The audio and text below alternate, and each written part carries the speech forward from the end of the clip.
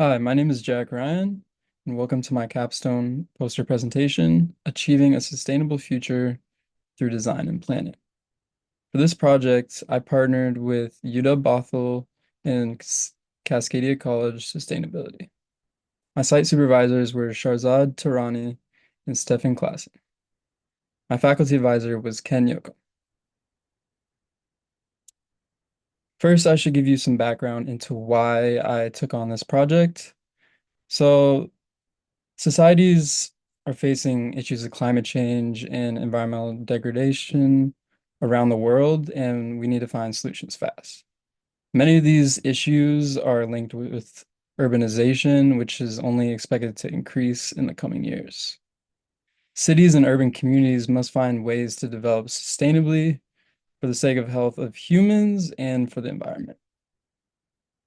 So the concept of ecological design and planning has emerged in recent years as a promising approach to increasing the sustainability of built environments.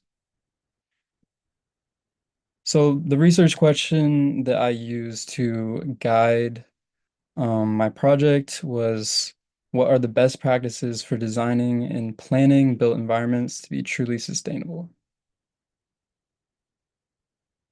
So for my internship, I was working with UW-Bothell and Cascadia College's sustainability offices, specifically on their Common Cause for Sustainability podcast. So my responsibilities were to create a podcast mini-series on a topic of sustainability. And this topic that I chose was ecological design and planning. So I reviewed the scientific literature to establish a foundation for the history, background, common practices, and current state of ecological design and planning. Um, and then I used each of the episodes from the podcast as additional data to answer my research question. So then this picture down here is me in the studio on campus, recording and editing the podcast episodes.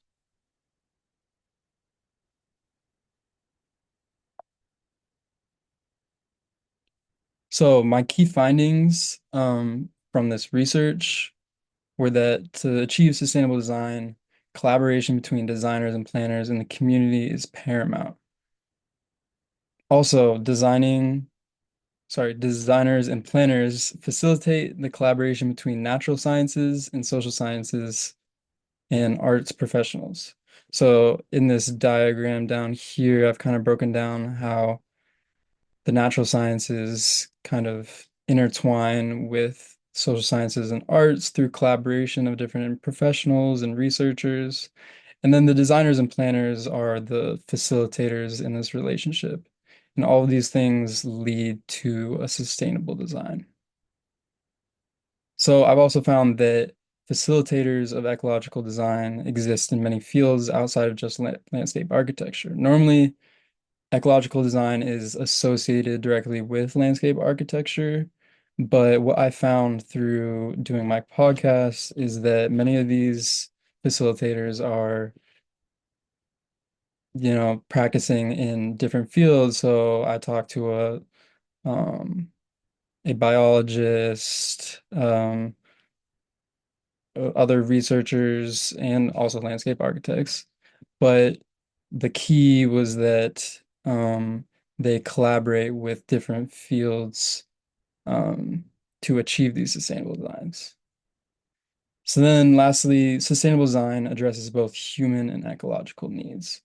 So a design can't be sustainable if it doesn't both address the needs of an ecosystem, but also addressing the needs of humans, especially in urban environments where these designs are focused.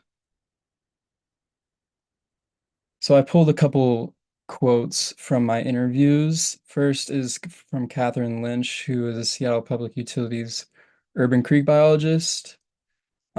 She said there's citizen science groups that track water quality in the creeks. There's usually watershed groups or community groups in each of the larger or salmon-bearing creek watersheds in the city. This is an opportunity for us to gain an awareness of how these systems work and why they're important in terms of service water management.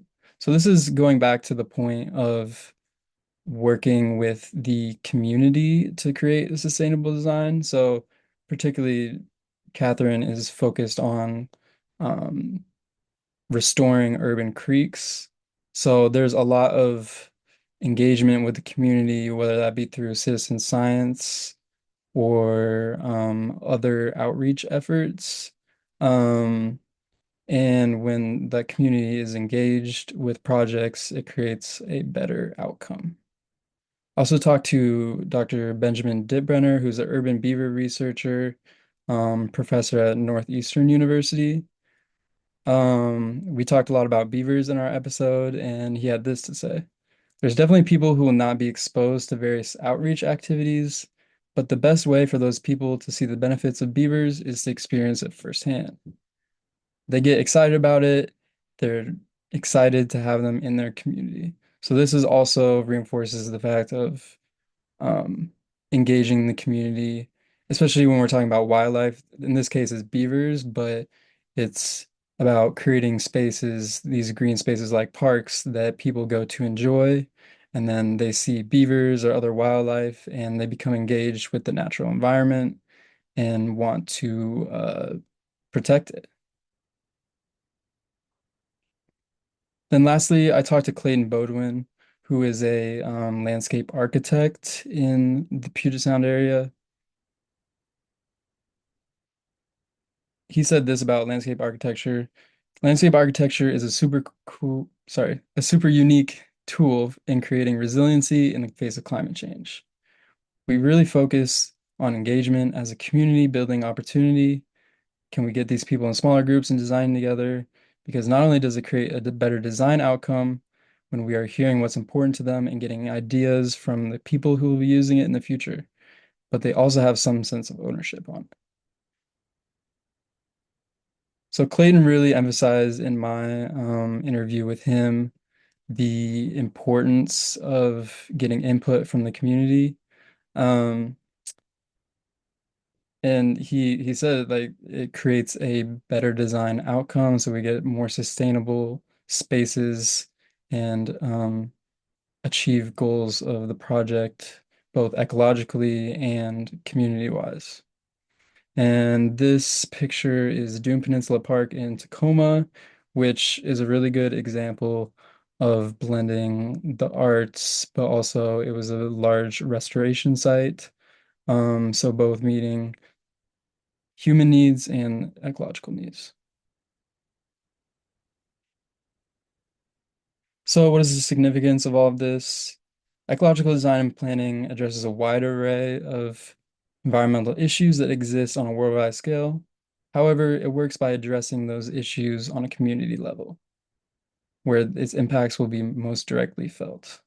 Community engagement ensures that the unique needs of said community are met while also providing a means of engagement with the natural environment. Also, this podcast miniseries has been a promising tool for science communication. So this is the topic that I chose was ecological design, but there's many other niche topics within sustainability that the podcast format can kind of create exposure for and increase public knowledge on these really interesting topics. And it goes back to creating engagement within the community. So I'd like to thank my supervisors, Sharzad and Stefan. Also my advisor, Ken, for helping me do this project. And also thank you to my interview guests for making the podcast possible. Of course, thank you to my friends and family.